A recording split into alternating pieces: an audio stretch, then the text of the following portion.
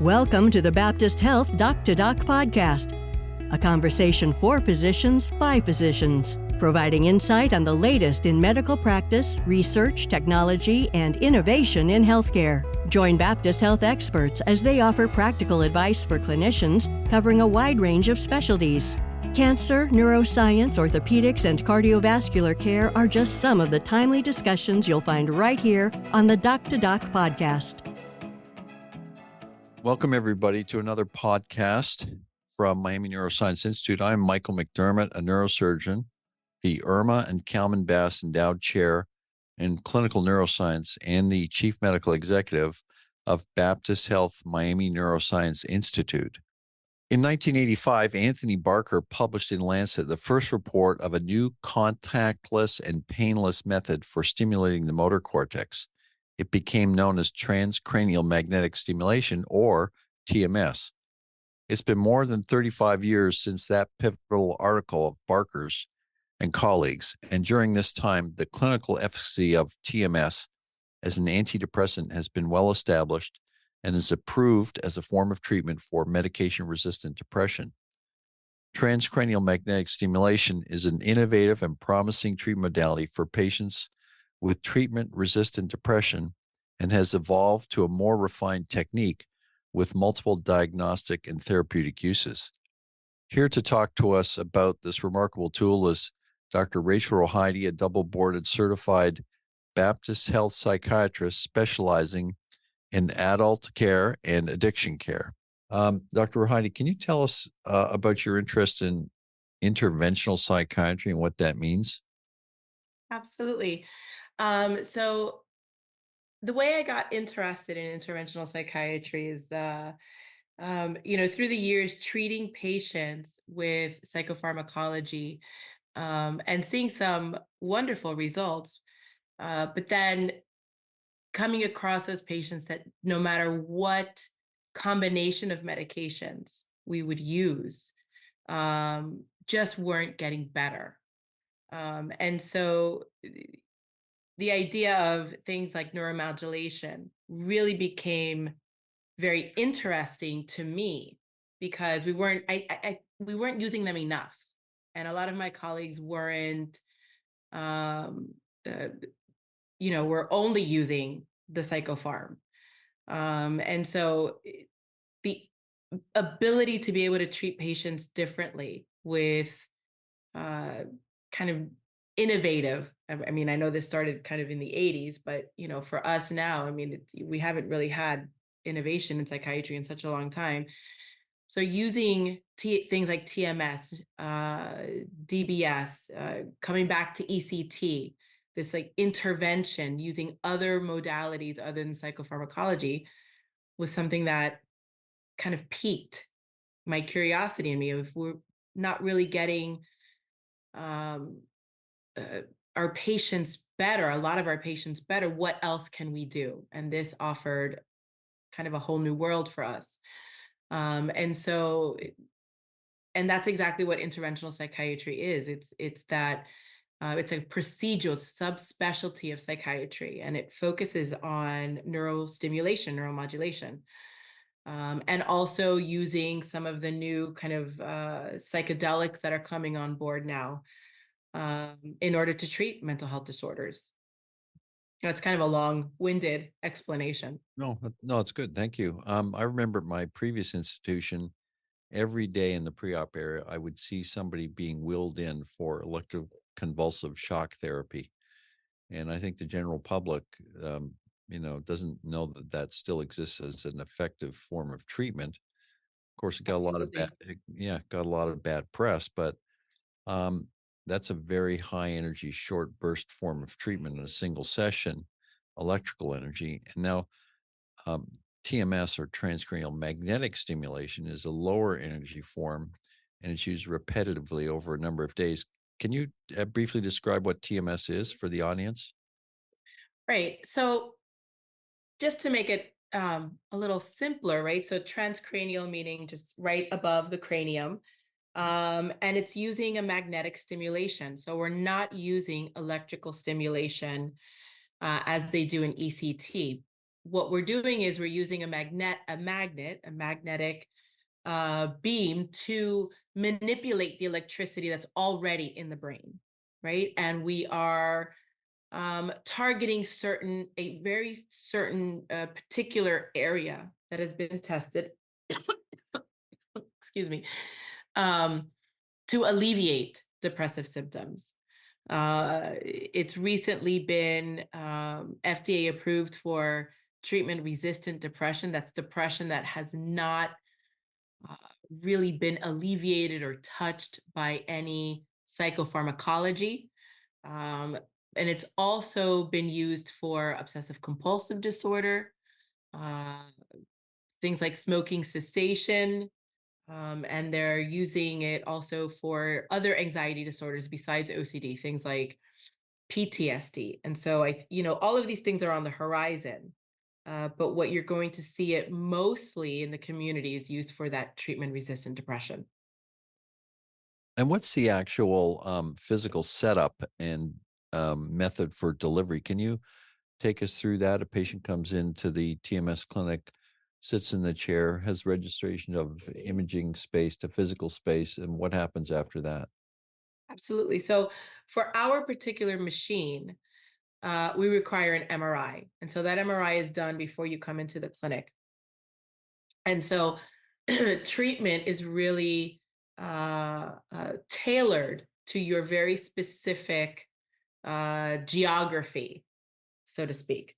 And so you come in, and in your first visit with us is where we kind of map your brain, right? So we pick very specific points as to where in your brain things kind of match up with our TMS machine. We put some electrodes on your hand, and what we're trying to do is stimulate a motor cortex, right? The part of the brain that deals with movement, and see with what degree of stimulation will somebody's hand twitch, right? And according to that twitch, we know how strong this stimulation needs to be. And it's different for everybody.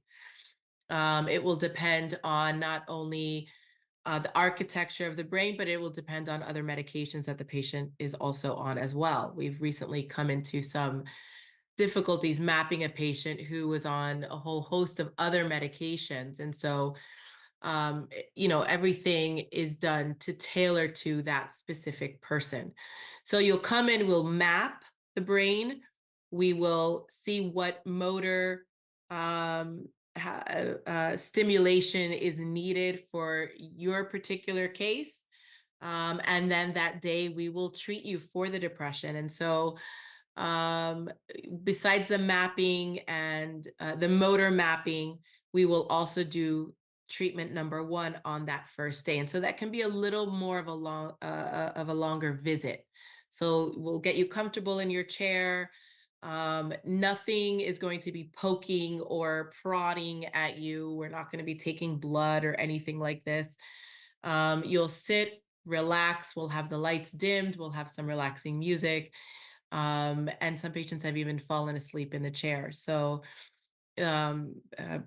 we try to make it as comfortable as possible. And of course, we answer any questions that we can. And a lot of times patients do like to look at the screen and see, what exactly are we doing? What are we talking about? And so we use that time to do a little education on the process as well. From the moment we press start in treatment until the moment that treatment is done, it's 19 minutes. So even though that first visit will be a little longer because we're doing all of the motor stuff and we're mapping and we're trying to get our coordinates correct, when you come in for your number 2 treatment, it really is the moment you sit in the chair, we press start, 19 minutes, and you're good to go on your way to do whatever it is that you have to do that day. All right. So during the treatment, does the patient hear anything or feel anything when you're operating and applying repetitive magnetic stimulation at about 70% of the motor response threshold? Do they know what's happening? Can they feel anything? So what a lot of people feel is like a little tapping on the scalp. And again, depending on your particular motor threshold of your percentages, it could be a little higher, it could be a little lower. Maybe it goes from a little tapping to feeling like it's a rubber band hitting you. But certainly there's no, horrific pain. There might be a little scalp discomfort for some patients, depending on, your pain threshold. But usually patients walk away and they have really no complaints about what has happened or what's taken place. No. All right, great. And then what's the treatment schedule for depression? And is there, after the initial induction treatment, so to speak, is there a requirement for follow-up maintenance therapy at certain intervals after the initial treatment session? So yeah, these are really great questions. There's no absolute protocols on these. But we do know that we have to have at least about 30 sessions. And so for our particular clinic, it's done Tuesday, Wednesday, and Thursdays. So it's 3 days a week until we get to those 30 sessions.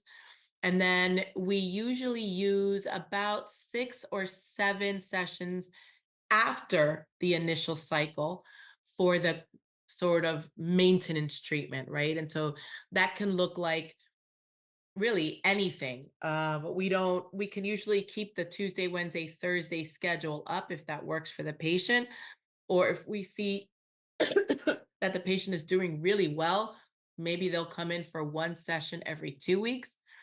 So it is a set amount of sessions, but the way we dole out those sessions really depends on the person and that situation.